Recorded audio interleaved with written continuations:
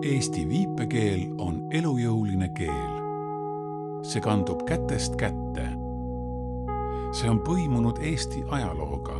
See liigub põlvkonnast põlvkonda, kurtidelt õpetajatelt, kurtide peredesse. See elab kodudes, areneb koolides, liigub kultuuris, kasvab teaduses. Eesti viipekeel on keel, mis ühendab.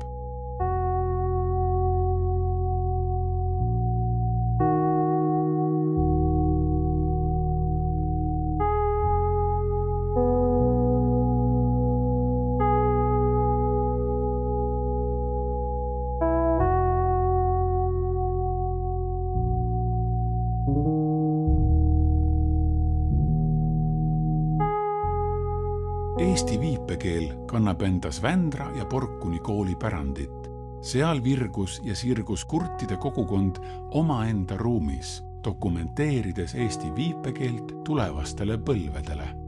Vanem põlvkond hoiab Eesti viipekeelt elujõulisena kurtide klubides, kus keel ja mälestused liiguvad kätest kätte. Lapsed talletavad selle endasse ja lasevad keelel end kanda. Sünnib side, mis ühendab vanema ja noorema põlvkonna. Kui materjalid on olemas, saab nendele toetudes edasi tegutseda. Sama kehtib ka videomaterjalide kohta. Kui need on talletatud, on võimalik nende pinnalt edasi minna. Kui kogukond peab viipekeelt oluliseks, siis on võimalik seda hoida ja ka tulevikus kasutada. Materjalide puudumine tähendaks aga just kui mineviku puudumist. Ja ilma minevikuta ei ole ka tulevikku.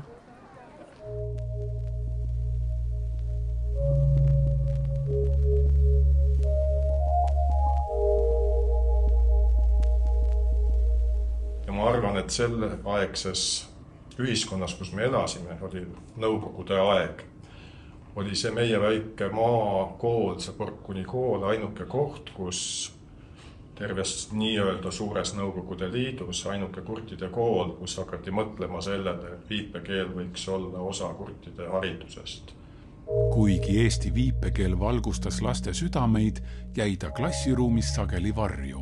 Mõtted ja teadmised vulisesid hoopis helisedes, kogunesid sõnadeks õhku kirjutatuna. See, mis Vändras kord algas, vaibus ajas, kuid ei kadunud, vaid leidis pesa Porkunis. Seal kodust kaugel elasid lapsed koos. Porkuni koolist sai paik, kus Eesti viipekeel sai taas hingata ja kasvada. 1954. aastal õppisin esimeses klassis, vanas koolimajas. Paari aasta jooksul omandasin seal haridust ning alates 3. klassist jätkasin õpinguid juba uues majas. Kui Porkunisse õppima asusin, oli uus koolimaja veel pooleli. Oma 3. õppeaastal, kui maja lõpuks valmis sai, kolisin uhkusega sinna õppima. Pärast tunde käisin vanas koolimajas, kus sõin sokli korrusel hommiku, lõuna ja õhtusööki. Vabal ajal tegelesime mitmesuguste tegevustega. Jalutasime, suusatasime ja jooksime.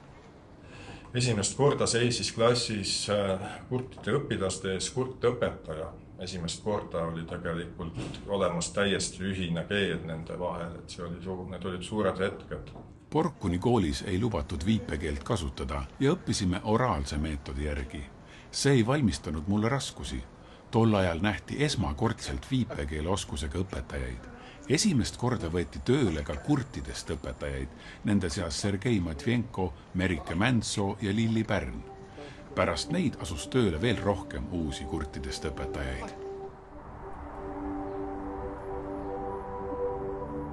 Eesti viipekeel leidis tee õppetöösse, kus tema väärtust alles õpiti nägema. Tol ajal, aastatel 1985 kuni 1990, küll alustati muutustega, kuid viipekeelt ei lubatud kasutada. Kurdid tundsid viipekeele suhtes häbi, sest kuuljate seas oli levinud arusaam, et viipekeeles suhtlevad inimesed ei pruugi olla intelligentsed. Seetõttu häbenesid kurdid avalikult viipekeeles suhelda. Eelistasid viibelda privaatses keskkonnas ning olid viipekeeles suhtlemisel pigem tagasihoidlikud.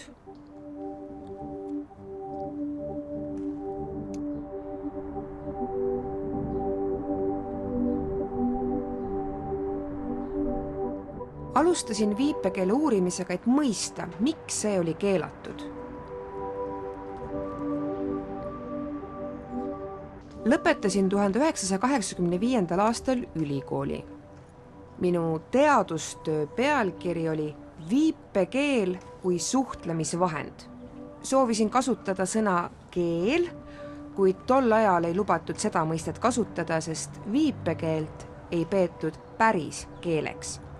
Seetõttu leppisin mõistega suhtlemisvahend.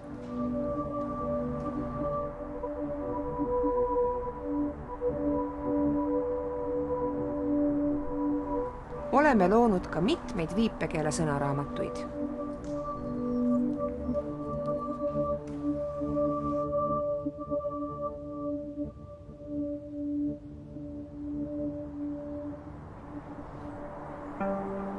Eesti viipekeeleoskus, mis on säilinud raamatutes ja sõnaraamatutes, jõudis uude ajastusse tänu endistele Porkuni kooli õpilastele, kes aitasid rajada kurtide klassid Tallinna Heleni koolis. Igapäevaselt klassi ees seisvad kurdid õpetajad on õpilastele inspireerivad eeskujud.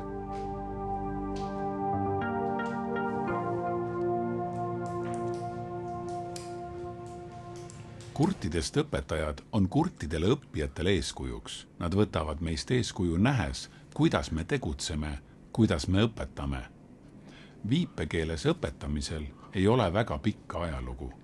Tol ajal läheneti õpetamisele teistmoodi kui praegu. Tuleb silmas pidada, et viipekeeles õpetamine annab võimaluse maailma mõtestada laiemas vaates. See on esimene vaatenurk. Teine vaatenurk on see, et viipekeelse hariduse omandamine annab õppijale tema teekonnal rohkem võimalusi.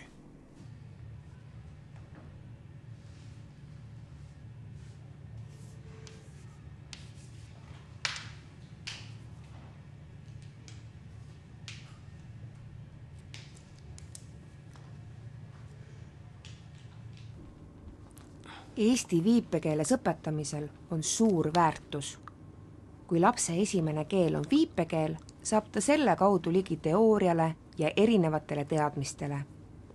Tänu sellele mõistab ta paremini ning teab täiskasvanuna asju laiemas kontekstis. Ilma selleta jääks ta paljust olulisest infost ilma.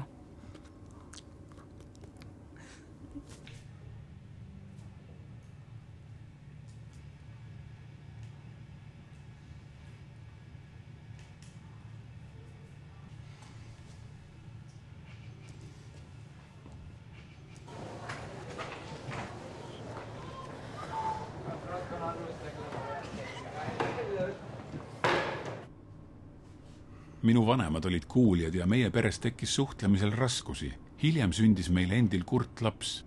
Saime võimaluse lapsega emakeeles suhelda, mõtteid nüansirikkalt ja vabalt väljendada. Suulise keelega oleks olnud keerulisem. Esmalt omandab laps viipekeele. Hiljem saab juurde õppida ka suulisi keeli.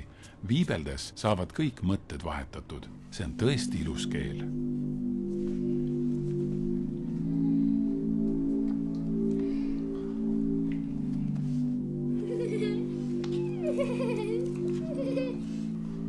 Väiksena jäin kõrvapõletiku tõttu kurdiks.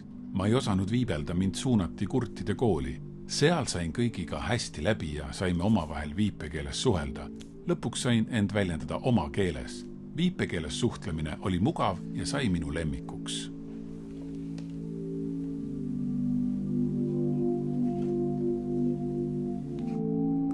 Tol hetkel väheste tehniliste võimaluste tõttu oli ligipääsetavus väga kesine. Viipekeele tõlgi puudumine, ligipääsetavuse puudumine, see mõjutab minu elu väga palju. Vajan viipekeele tõlki nii eraelus, arsti juures kui ka töökohal, just nii saan oma mõtteid väljendada ja teised saavad minust paremini aru. Vanematega on võimalik suhelda, kuid igal pool ei saa viipekeeles suhelda. Seetõttu tunnen oma elus takistusi, kui viipekeele tõlki ei ole. See mõjutab minu elu oluliselt.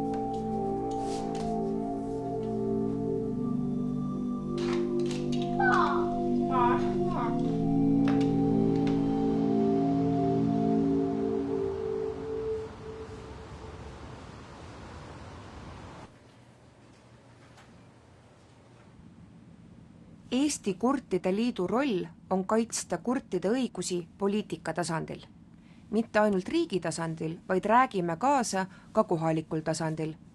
Meie juures tegutsevad ka kohalikud kurtide ühingud ja teeme nendega koostööd, et parandada kurtide õigusi ja toimetulekut ühiskonnas. Kurtide ligipääsetavus ühiskonnas on Eesti Kurtide Liidu peamine prioriteet.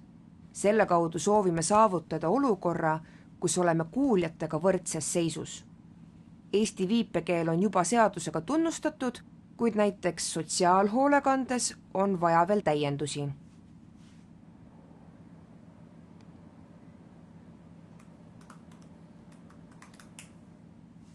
Kui nõuame viipekeelega seotud õigusi, viidatakse sageli teistele määrustele ja põhiseadusele. See tähendab, et Eesti viipekeelega seotud õigused on sätestatud erinevates õigusaktides ning peavad olema kooskõlas põhiseadusega. Nii saame liikuda ligipääsetavama ühiskonna poole. Seaduses esinevate puuduste tõttu on meie ligipääs ühiskonnale siiski endiselt piiratud.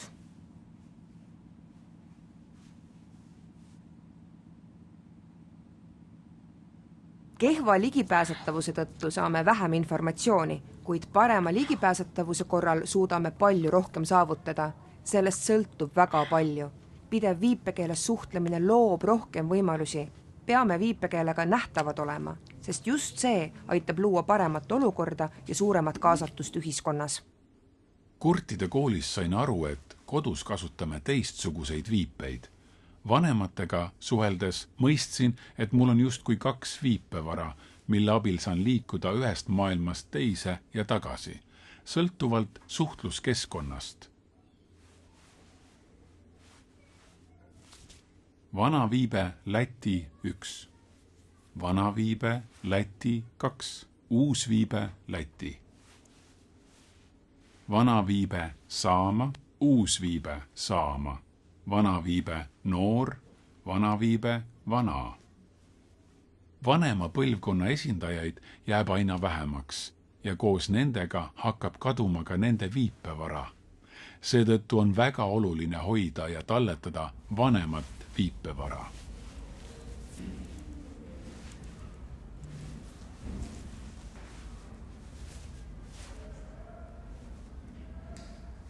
Eesti viipekeele uurimisrühmas tegeleme teadusuuringutega. Oleme teinud päris palju avastusi.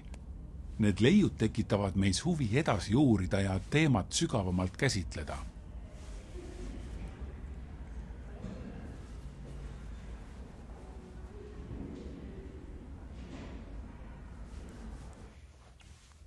Tallinna Ülikooli Eesti viipekeele uurimisrühm keskendub 4 uurimissuunale: keeleteadusele, sotsiolingvistikale, rakenduslingvistikale ja keeleressurssidele.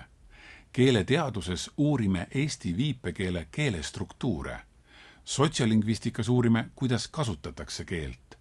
Rakenduslingvistikas uurime, kuidas õpetada ja õppida seda keelt ning keeleressursid käsitlevad seda, kuidas kõik eelnevad omavahel ühendatud on ja kuidas neid talletada. See ongi see, mida me siin uurimisrühmas teeme.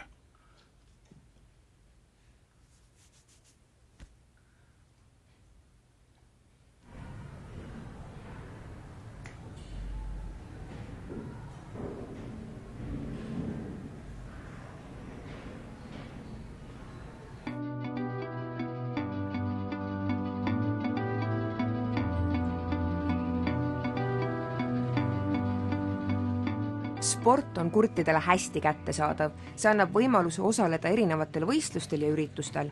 Saab korraldada turniire, kohtumisi ja meistrivõistlusi, kus osaleb palju kurte ja kus on võimalik omavahel kohtuda. Tänu sellele on lihtsam kogukonda koos hoida.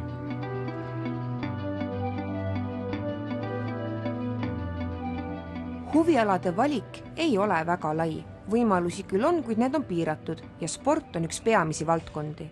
Spordi kaudu läbi reeglite ja suhtluse on kurtidel võimalik paremini ühiskonda mõista, osaleda väljaspool oma kogukonda toimuvatel võistlustel, õppida käitumisetiketti, austust ja viisakust teiste osapoolte suhtes.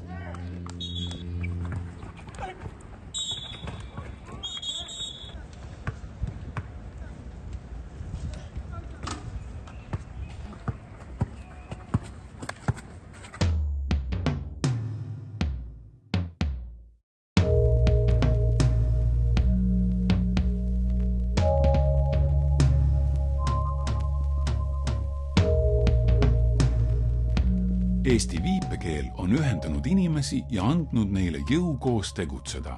See on olnud kultuuri lahutamatu osa läbi ajaloo. Vanad traditsioonid põimuvad nüüdisaegse väljendusviisiga, kandes põlvkondade ülest kogemust, mõtteid ja tundeid.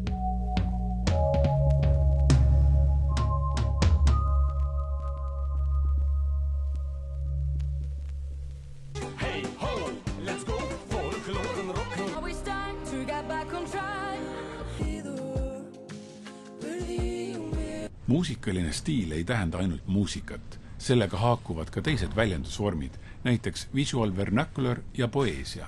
Kui sõnadele ei leidu samaväärseid viipeid, saab mõtet edasi anda näitlemise, visualiseerimise või muude väljendusvahendite kaudu. Ühesõnaga on võimalik käsitleda erinevaid väljendusviise ühes tervikus. Muusikaline rütm on seejuures peamine fookus teksti edasiandmisel.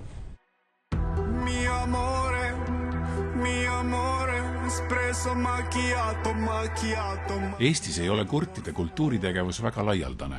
Loodan, et minu õpetus tekitab lastes huvi kultuuri vastu, kõik saab sealt alguse. Pole oluline, kas nad hiljem sügavamat huvi selle vastu tunnevad, tähtis on anda neile võimalus kogeda. Nii liiguvad viipekeeles edasi põlvkondade ülesed väärtused, viipekeel on elav ega hääbu. Mul on hea meel, et selline üritus toimub. Loodan, et see kasvab suuremaks. Eks näis.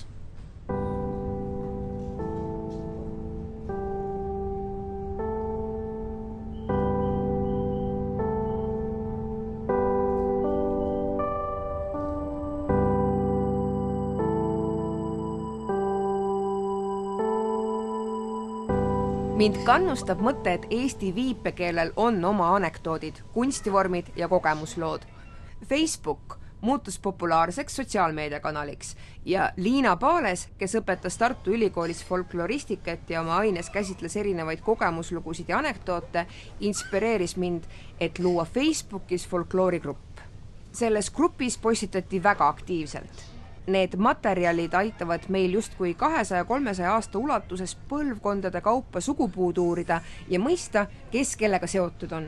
Sellised materjalid talletavad mälestusi, mida on võimalik põlvest põlve edasi anda. Eriti kehtib see filmitud materjalide kohta. Need videopostitused on olemas ja nähtavad. Nii on minevik hoitud, sest ilma minevikuta ei ole ka tulevikku. Eesti viipekeele selts korraldab lastele viipekeelepäeva üritust just selle eesmärgiga, et Eesti viipekeel kanduks põlvest põlve edasi.